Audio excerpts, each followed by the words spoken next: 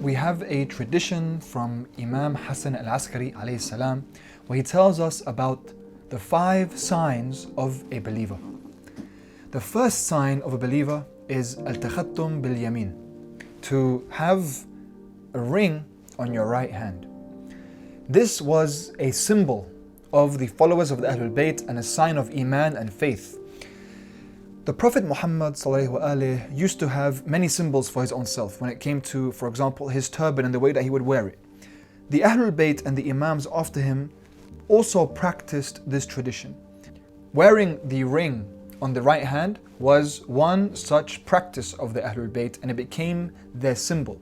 If you notice, when Imam Ali alayhi salam was in his salat, and how the famous story goes, when there was someone begging for charity, the Imam gave sadaqah in his salat. He gave his ring.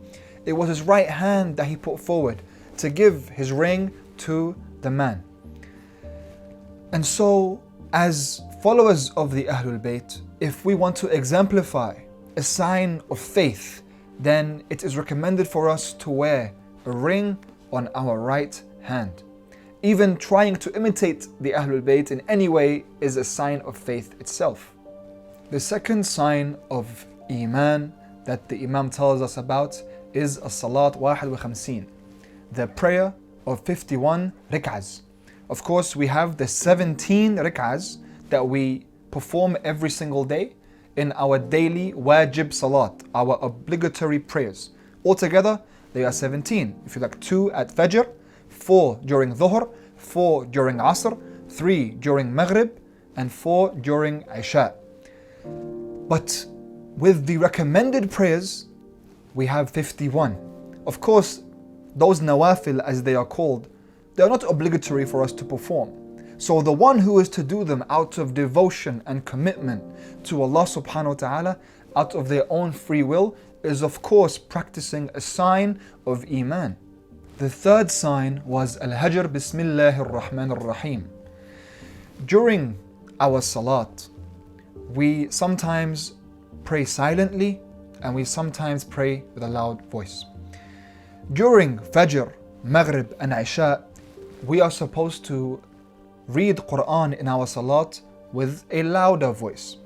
During Dhuhr and Asr, we are supposed to read Quran whilst whispering. But even during this whisper, we are supposed to say Bismillahir Rahmanir Rahim out loud. So this is the third sign. There are many people who practice Islam who do not do this when they pray. And so the way in which Imam Ali prayed, the way in which the Ahlul Bayt prayed and their followers prayed was when they would speak up when they pronounce Bismillahir Rahmanir Rahim in all of their prayers, including the prayer of Dhuhr and Asr, when they are supposed to recite the Quran silently. This then differentiated the followers of the Ahlul Bayt from others, and it was seen as a sign of faith. The fourth sign is Ta'fir al-Jabin. It is to place one's forehead onto the ground, onto the dirt, in prostration to Allah subhanahu wa ta'ala. This prostration exemplifies one's poverty. We are showing how we are humble before Allah. One who does this, he is saying to Allah, Ya Allah, this forehead of mine, this crown of mine, I put it onto the dirt in humility to you. So have mercy on me when you place me in the dirt. And of course, it's always recommended for us to prostrate onto the turba of Imam Hussein alayhi salam from the land of Karbala. And finally, the fifth sign of Iman is ziyarat al-Arba'een. On the day of Arba'een, the believer is to visit Imam Hussein alayhi salam, and this became a sign of faith. Because when it comes to Ashura, this may be seen as a tragic date in the history of Islam, not only by the followers of the Ahlul Bayt, but by a mass amount of Muslims and human beings. But when it comes to the 40th, you can see that someone has been mourning for longer than only Ashura. For much longer than that, they keep the commitment and they're ready to give their time, energy and effort into paying allegiance to their Imam and showing that it's not about one day And it's not even just 40 days. This is a long commitment to complete the message. And so it also became a sign of the believer.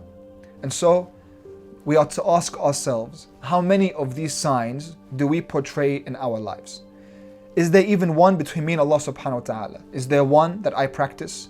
And if I practice one, can I practice another?